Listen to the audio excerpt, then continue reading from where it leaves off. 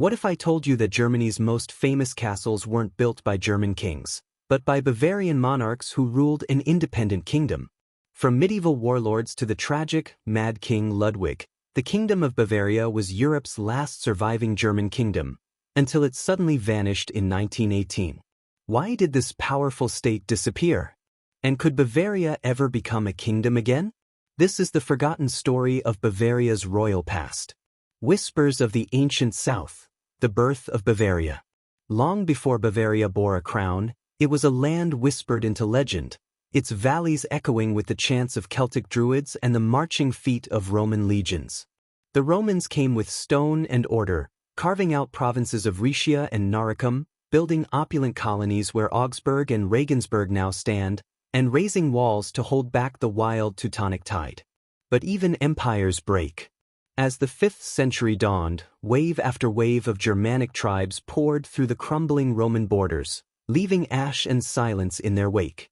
From this chaos rose the Bavarii, a fierce, enduring people who would shape the soul of the land that bore their name. In the shadows of shattered temples and buried swords, monks from misty isles brought the flame of Christianity, casting new light upon old pagan hills.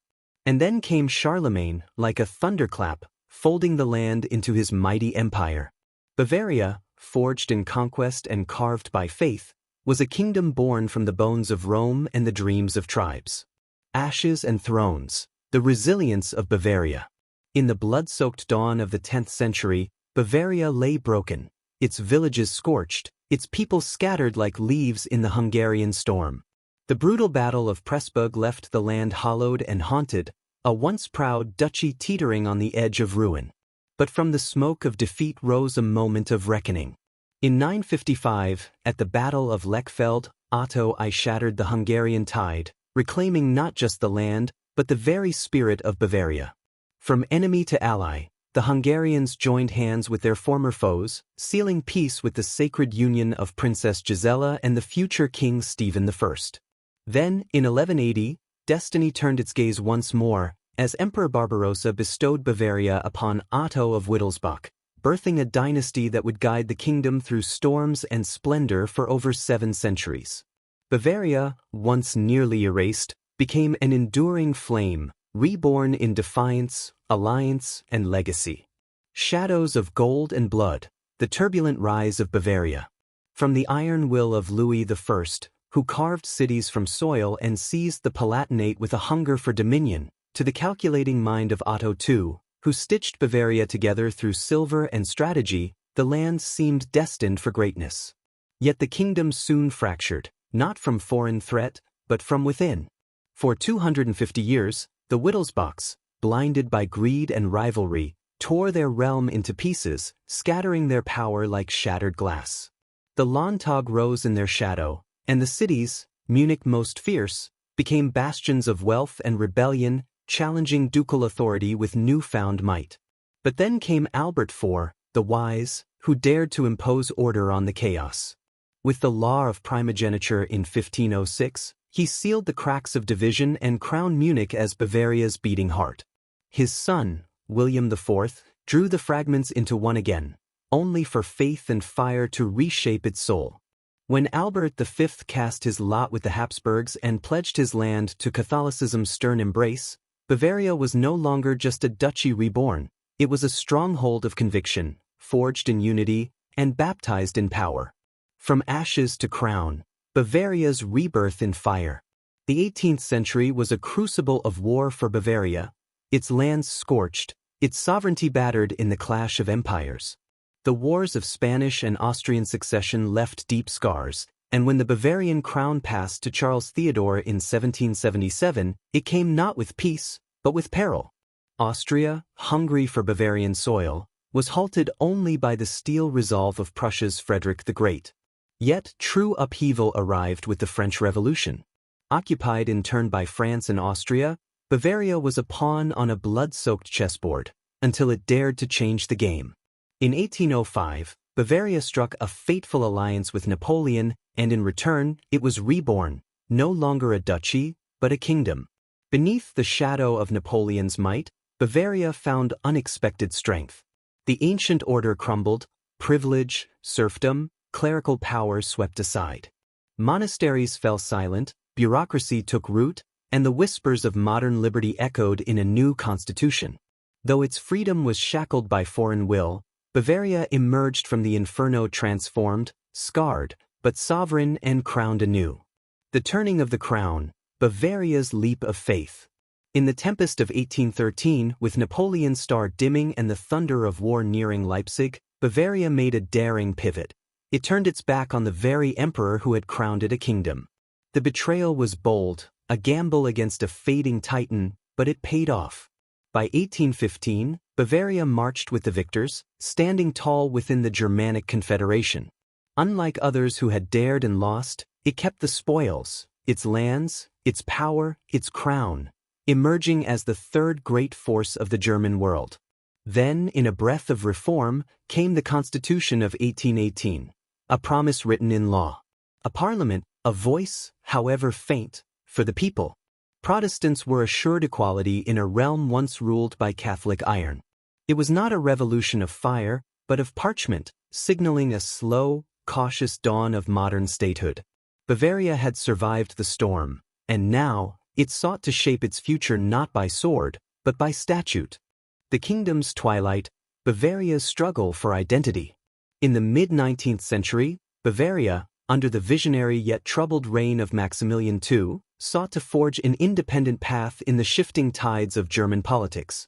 Forming an alliance with Saxony, Hanover, and Württemberg, Bavaria strove to create a third force, to rival the rising power of Austria and Prussia.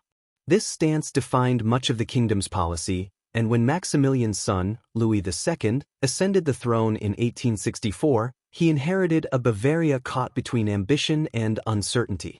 Louis II's refusal to be absorbed into the Prussian-led German Empire in 1866 cost him dearly, as Bavaria was forced to side with Austria in the ill-fated war against Prussia.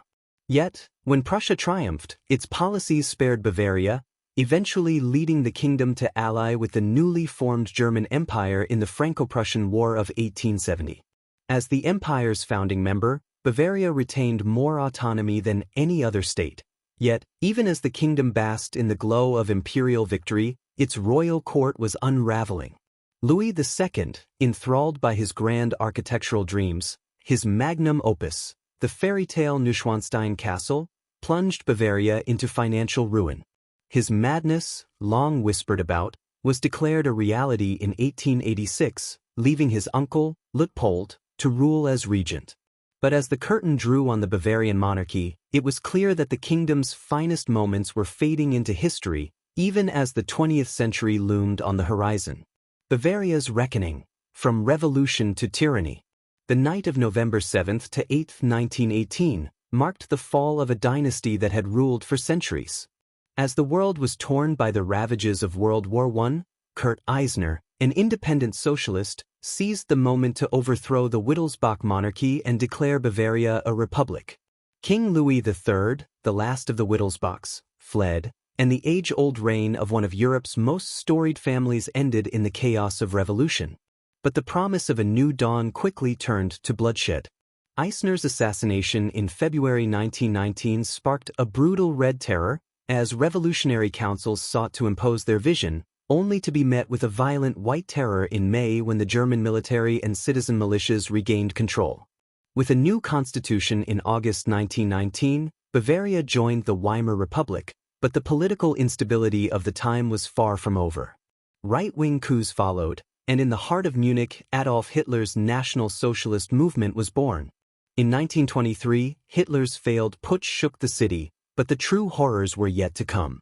As the Nazis rose to power, Bavaria became the breeding ground for some of the regime's most infamous atrocities, including the first concentration camp at Dachau. Despite the rural resistance to the regime's anti-Catholic agenda, many Bavarians fell under the spell of Nazism, and the state's dark chapter was sealed with the fanatical Nuremberg rallies. Bavaria's journey from revolution to tyranny was as tumultuous as it was tragic, a poignant reminder of the perils of political extremism in a fractured world. Bavaria's rebirth, from ruin to renaissance. In the aftermath of World War II, Bavaria lay scarred and divided, its fate uncertain as it became part of the American occupation zone. The Palatinate was carved away, thrust into the newly formed Rhineland-Pfalz state, while Bavaria itself was woven into the fabric of the Federal Republic of Germany. The years that followed were nothing short of miraculous, an economic renaissance born from the ashes of war.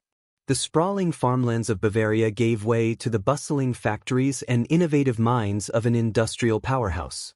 As Germany's Wirtschaftswunder ignited, Bavarian companies like Siemens, Adidas, and Puma grew into global giants, while small family-owned businesses, the heart of the Mittelstand, proliferated, creating specialized products revered worldwide. By the dawn of the 21st century, Bavaria stood as a beacon of German economic might, balancing its modern, global ambitions with a fiercely guarded cultural identity that anchored it to its storied past. It was a transformation that not only reshaped a region but redefined the soul of a nation. So what do you think? Should Bavaria have remained an independent kingdom? Or was its fate sealed by German unification? Let me know in the comments. If you enjoyed this journey through Bavaria's royal history, don't forget to like, subscribe and hit the notification bell. Next we're exploring the Kingdom of Prussia/Saxony, so stay tuned to History Love.